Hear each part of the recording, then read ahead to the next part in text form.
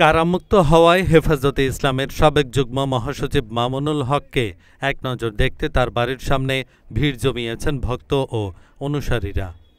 শুক্রবার রাজধানীর মোহাম্মদপুর কাদেরাবাদ হাউজিংয়ের বাড়ির সামনে ভিড় জমান ভক্ত ও অনুসারীরা। কাদেরাবাদ হাউজিংয়ের মামুনুল হকের বাড়ির সামনে গিয়ে দেখা যায় হাজারো নেতাকর্মী সেখানে ভিড় করে আছেন। তারা বলেন, দীর্ঘ ৩ বছর আমাদের হুজুর কারাগারে ছিলেন, আজ মুক্তি পেয়েছেন। আমরা খুশি, হুজুরকে দেখতে এসেছি। তিনি বিশ্রামে আছেন, আশা করি ওনার সঙ্গে আমাদের দেখা হবে। শাইখুল হাদিস পরিষদের সাধারণ সম্পাদক মাওলানা হাসান জুনায়েদ বলেন, এখন মামুনুল হক বিশ্রামে আছেন, অনেক নেতাকর্মী ওনাকে দেখতে এসেছেন।